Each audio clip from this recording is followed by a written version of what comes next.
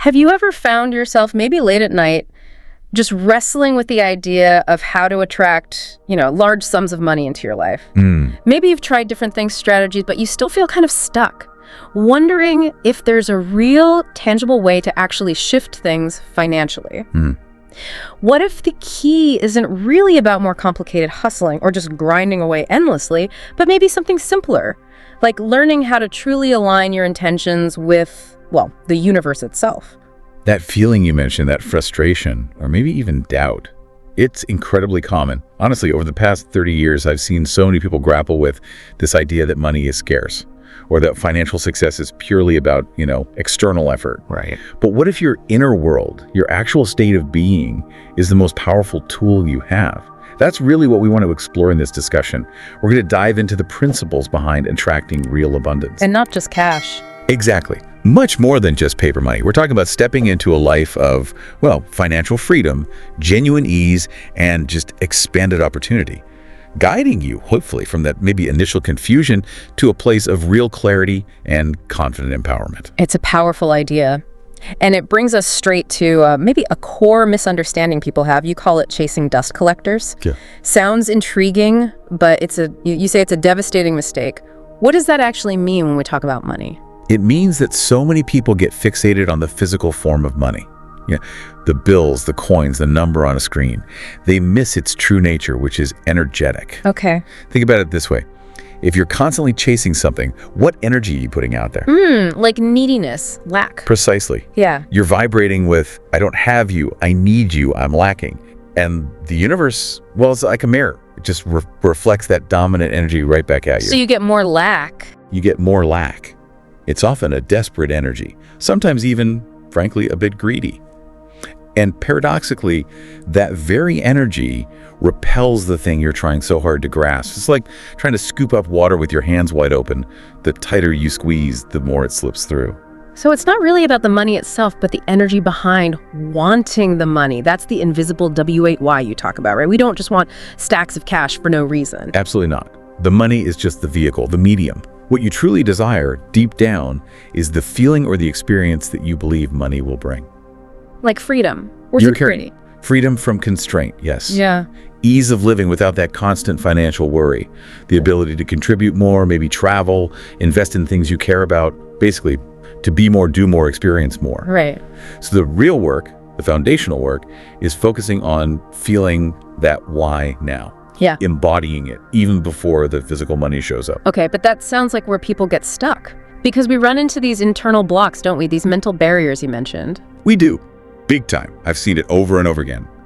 Fears, limiting beliefs, they act like dams, preventing that flow of abundance. What kind of fears are we talking about? Because I think sometimes people aren't even aware these fears are, running the show. Exactly. They can be subtle. One of the most common is just the straightforward fear of losing money. That can make you freeze up when it comes to investing or taking any kind of calculated risk. Makes sense. Then there's the fear of failure, obviously. That stops people from even starting new ventures. But here's one that surprises people. The fear of success itself. Really? Fear of success? Yes, it's often subconscious. Fear of the responsibility that comes with wealth. Maybe fear of changing, fear of what other people might think, or even, believe it or not, a fear of outgrowing your current circumstances or relationships. These fears act like an invisible emergency brake on your progress. Wow. And it goes even deeper than conscious fears, right? You mentioned limiting beliefs, things like, I'm not worthy of wealth, or money is hard to come by, or rich people are greedy, those kinds of things. Incredibly potent, those beliefs, because they're often formed way back, maybe in childhood, or just absorbed from society. They become your unconscious operating system for your entire financial life. So you might not even know it's there, but it's guiding your actions. Absolutely. You might find yourself subtly, or not so subtly, sabotaging good opportunities. Maybe you procrastinate on a great idea, or you undercharge for your services, or you feel guilty when you receive unexpected money. It's like having this little voice inside constantly whispering, who do you think you are? This isn't for you. And that leads to self-sabotage. Textbook self-sabotage. I've worked with people who consciously want wealth, they work hard, but whenever a significant amount comes their way, they suddenly feel this intense urge to spend it all or make a bad investment or even just lose it. It's like they're unconsciously bringing themselves back to a familiar, albeit uncomfortable financial level. It often stems right back to that feeling of unworthiness or just a deep fear of stepping outside their comfort zone. It really is fascinating, isn't it, how much our internal landscape shapes our external reality. So, okay, we understand these blocks exist. How do we actually start to shift things? What's the foundation for really attracting wealth in this way? Okay, this brings us right to the core, the foundation of manifestation, especially concerning money. You have to start thinking about money differently. Like everything else in the universe, this table, the air, your thoughts, money, is fundamentally energy. Right, energy. It vibrates at a certain frequency. So when we talk about attracting large sums using cosmic intention, what we're really talking about is learning how to align your personal energy, your awareness, your whole state of being with that specific financial frequency. So it's less about chasing it and more about becoming, like a tuning fork for it, becoming a vibrational match. That's a perfect analogy. Precisely. And the absolute powerhouse for making that shift is your subconscious mind. The part running the background programs? Exactly. It's this incredible repository holding every belief, thought, pattern, and experience you've ever had. And it's constantly shaping your financial reality, mostly beneath your conscious awareness. But the good news is, by understanding how it works and harnessing its power, you absolutely can alter your financial destiny. Think of it like the ultimate programmable computer. Whatever programs you consciously choose to install and run, your life circumstances will start to reflect those outputs. This sounds a lot like the principles behind the law of attraction, that idea of ask, believe, receive. How does that framework fit in here, especially with this idea of allowing money versus making it? Well, for those of you familiar with the law of attraction, you know the basic principle, like attracts like. Positive thoughts and energies tend to attract positive experiences, and negative ones attract negative experiences. But the key shift we're emphasizing here is moving away from that frantic, I need to make money mentality. Which implies struggle, effort, maybe even force. Right, it implies struggle and lack. Instead, we move towards an allowing money approach. Yeah. This is more about concentrating on your present state of being, releasing resistance, clearing out those blocks we talked about, and just being open, truly open, to receiving what the universe is constantly providing. It's about trusting that the path, the opportunities, the resources, they will reveal themselves as you become vibrationally aligned. Now, I know some listeners might hear law of attraction and think, okay, here we go, magic wands and wishful thinking. But there's actually a connection to, well, psychology and even neuroscience here, isn't there? It's not just woo-woo. Oh, absolutely not. This isn't magic in the sense of just sitting on the couch and wishing for $1 million to appear without any personal engagement. That's a misunderstanding. The real, almost scientific basis lies in the profound impact our belief systems have on our neurology and consequently our behavior. No. Well, when you genuinely deeply believe in your ability to achieve something like financial abundance, it literally activates certain neural pathways in your brain. Research shows that deeply held convictions, much like the placebo effect in medicine, prime our brains. We start to notice opportunities we would have otherwise missed. We perceive risks differently. We find the resilience to sustain effort when challenges inevitably pop up. So the belief actually changes how you perceive and interact with the world. It fundamentally alters your propensity for success. Your expectations literally shape your experiences and your outcomes. This boosts your motivation, your confidence, your resilience, which then naturally compels you to take what we call inspired action. You're essentially engineering your internal state to become a magnet for the outcomes you desire. That's a really crucial distinction. It's not just thinking happy thoughts. It's about how those thoughts and beliefs actually rewire you to seek out and create the opportunities. You know, if this way of thinking is sparking something for you, if it's illuminating, please take a second and hit that like button. And subscribe to the channel too. It really helps us know we're bringing you valuable insights. Yes, please do. So, okay, let's get practical now. How do we actually do this? What are the tangible, actionable steps to align our intentions and start attracting those larger sums? Right, the how-to. Step one, you say, and maybe the most fundamental, is about acknowledging your inherent worthiness and actively cultivating an abundance mindset. This is where those affirmations come in, like, I am worthy of having everything I desire. Exactly. Or, I welcome impeccable financial wellness. Oh. Or simply, I deserve to receive large sums of money. These aren't just empty words you repeat. No, they're powerful declarations. They're tools you use to start rewiring your subconscious programming. This first step is all about actively, consciously releasing those restrictive scarcity beliefs we talked about earlier. You start to embrace abundance not as something scarce you have to fight for, but as an energetic entity that's actually always available. So it changes how you relate to money itself. Completely. You start treating money with respect, with gratitude, not with that desperate, needy energy. And importantly, you begin to embody a wealthy identity now.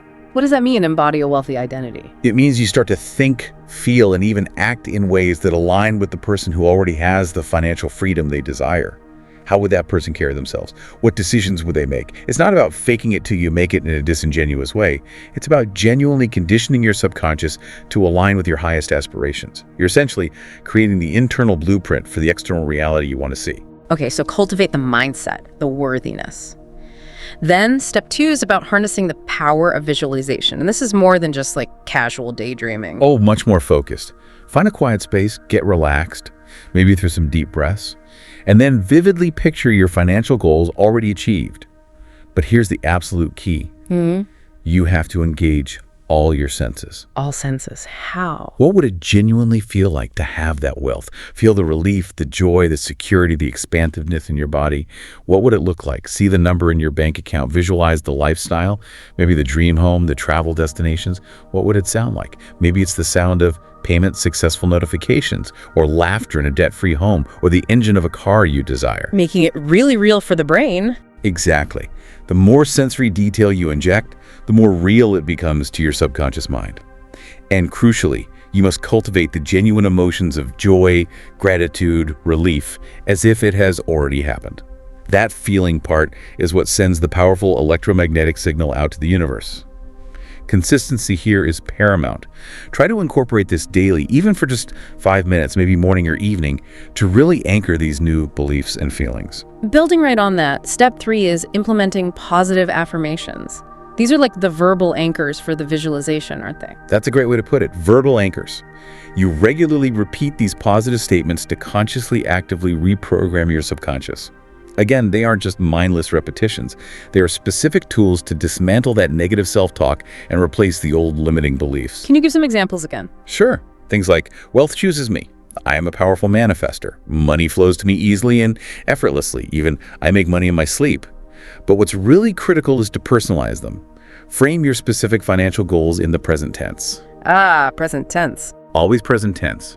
So instead of a vague, I want to be rich, you might say, I am financially secure and joyfully capable of providing for all my needs and desires. Or, I am easily attracting $10,000 this month. Make them resonate deeply and personally with you. That feels much more powerful, making it specific and present. Thinking about that, what's an affirmation that really speaks to your soul right now? Drop it in the comments below. Seriously, sharing your words might just inspire someone else on this journey, and it helps solidify your own intention too. Great idea. Okay, moving on to step 4. Cultivate an attitude of gratitude. And this goes beyond just saying a quick thank you now and then. Gratitude, practiced consciously, is an active state. It fundamentally shifts your vibration and opens up the channels for receiving more. So appreciate what you already have, even if it feels small. Especially if it feels small. Appreciate the roof over your head, the food you ate today, the fact you have a job, or even just the capacity to earn money, maybe a bill you were able to pay recently. Notice the flow, however small it seems right now. I find keeping a gratitude journal is amazing for this. Maybe one specifically for financial blessings. That's a fantastic practice. Write down, say, 3 financial blessings every single day. It forces your mind to scan for the positive, to look for what's working, shifting your focus away from lack and onto abundance. Also, make it a point to verbalize your appreciation to others. And you can even weave gratitude right into your affirmations. Like how? Like, I am so thankful for the ever-increasing wealth that flows into my life. See, it's not about ignoring challenges, but about deliberately acknowledging the flow of goodness already present. That signals to the universe, yes, please, more of this. You're demonstrating you're ready and open to receive more. Okay, mindset, visualization, affirmations, gratitude. And then we get to step 5, the one that sometimes gets maybe downplayed in manifestation circles. Taking inspired action. You always emphasize that mental practices alone aren't the whole picture. They are absolutely essential, but they're not sufficient on their own. This is where the rubber meets the road, where the magic meets the practical world. Your belief, your visualization, your affirmations, your gratitude, they prime you, they align you, but Then you must couple that internal alignment with dedicated, enthusiastic effort in the real world. It's like the lottery ticket analogy. Exactly. Please, please, please, God, let me win the lottery. And the reply comes back, please, please, please, buy a ticket. You have to meet the universe halfway. You have to take action. So what does that look like practically? It starts with setting clear, tangible goals. I recommend using the SMART framework. Make your goals specific, measurable, achievable, relevant, and time-bound. So instead of a fuzzy goal like, I want to be rich, you aim for something concrete, like, I will generate an additional $5,000 per month within the next 6 months by launching my online coaching program. Okay, so define the target clearly. And then you take consistent, proactive steps that are aligned with achieving those goals. This could look like so many things. Exploring new income streams, maybe investing in your skills or education to advance your career, networking to find new opportunities, creating a detailed budget, and actually sticking to it, launching that business idea. But the key word you used earlier was inspired action. How is that different from just slogging away? Great question. That's the crucial difference. This action shouldn't stem from a place of obligation, fear, or desperation. That's the old energy. Inspired action flows naturally, almost effortlessly, from that abundance mindset you've been cultivating. You'll find yourself feeling genuinely drawn to certain opportunities. Ideas will pop into your head, you'll meet the right people, the steps won't feel like a heavy chore, they'll feel exciting, aligned, like the natural next thing to do to move closer to your manifested reality. It comes from enthusiasm, not force. That makes so much sense. It's action aligned with the feeling. And hey, don't let these powerful insights just slip away after this discussion. If you haven't already, make sure you subscribe to our channel and maybe turn on notifications. That way you can keep building on this journey towards a life of, well, abundant alignment. Absolutely. So just to recap, attracting large sums of money using cosmic intention. It really is this dynamic, holistic process. It involves consciously aligning your thoughts, deeply feeling the emotions of having what you desire, and crucially, taking those consistent, inspired actions. It's about understanding money as energy. Yes, understanding money as energy, actively reprogramming your subconscious beliefs, and always acting from a place of inherent worthiness and expecting abundance. So hopefully you're feeling now like you have a clearer path forward, moving maybe from some of that initial confusion or doubt we talked about towards a place of really empowered understanding and hopefully growing confidence. And maybe consider this as a final thought. If money's real purpose isn't just accumulation, but actually to multiply your presence, to expand your ability to contribute and experience life, to genuinely free you, what is that invisible WHY that you are truly seeking deep down? That freedom, that ease. That freedom, that ease, that impact, that joy. When you can wholeheartedly embrace the feeling of that right here, right now, just imagine how the universe might respond. Bringing you the very resources, the opportunities, yes, even the large sums of money to make that feeling manifest fully in your reality, maybe in ways far beyond what you previously thought possible. Remember, you really do have the power to shape your destiny. You got this.